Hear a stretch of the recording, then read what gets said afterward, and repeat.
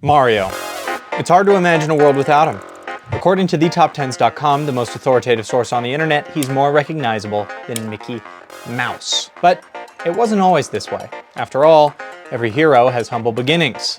But unlike most of us, born into this world kicking and screaming, Mario was born fully grown, mustache and all. And he had a mission to accomplish.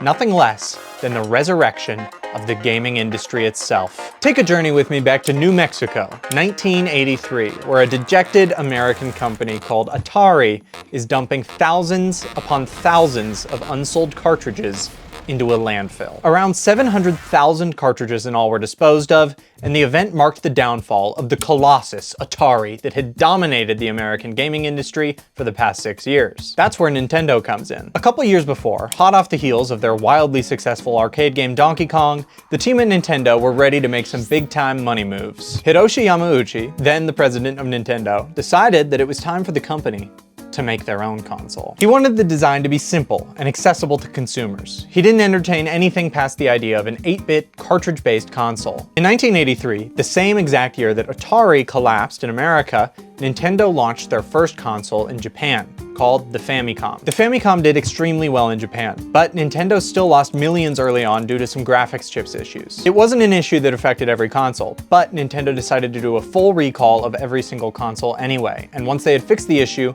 they reissued all of the consoles back out to the consumers.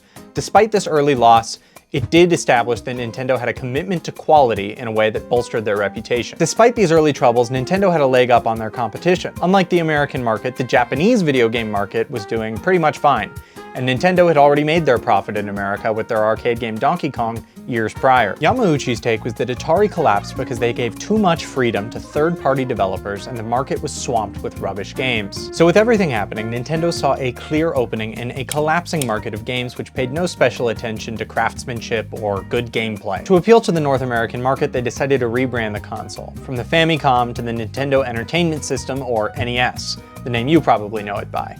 And launch needed to go well if they were to make their mark. But a killer console needs a killer game, and that is where the father of Mario and legendary game designer Shigeru Miyamoto comes into our story. Responsible for the creation of Donkey Kong, which had revitalized Nintendo's fortunes in the American arcade market, Miyamoto would team up with fellow game designer Takashi Tezuka to create the NES's golden child, Super Mario Bros. Now this certainly wasn't Mario's first rodeo. He was in Donkey Kong, but at that time he was called Jumpman. Later he would be renamed Mario after Nintendo of America's landlord at the time, Mario Segale.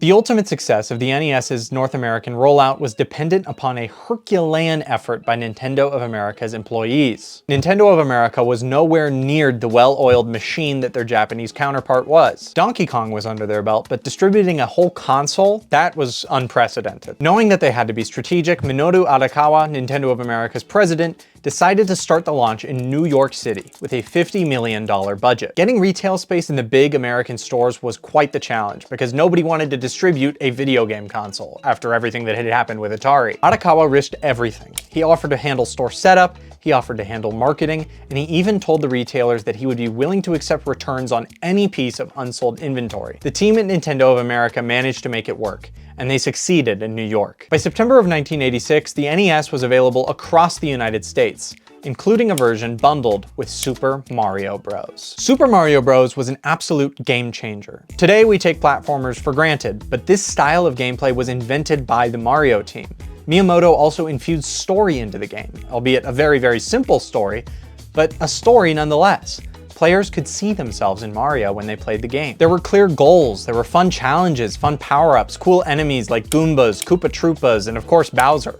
Children were enamored with this game, unlike anything that had come before it. Ultimately, the NES Super Mario Bros. Bundle was a smashing success. Over 40 million Super Mario Bros. Cartridges were sold, and 60 million NES consoles were sold across the world. By the year 1990, over 37% of Japanese homes owned a Famicom, and Nintendo made up about 93% of the entire North American video game market, compared to Atari, which now in 1990, sat at 1% of the market. Mario was sitting on top of the world, on his way to becoming a globally recognized icon, and it seemed that nobody would be able to stop him. But for the next chapter of our story, we won't be paying attention to Nintendo's 93%, or even Atari's 1%, because in the year 1990, a very important part of our story sat at just 3.8%. A company called Sega was gearing up to take on the mustachioed plumber. But it wouldn't be easy. Because unlike Atari, Nintendo was here to stay. If you wanted market share, you had to fight for it, because the gaming industry would never collapse again. But Sega was able to glean a pretty valuable insight from the Nintendo story. Beyond killer consoles or killer games, which are both important,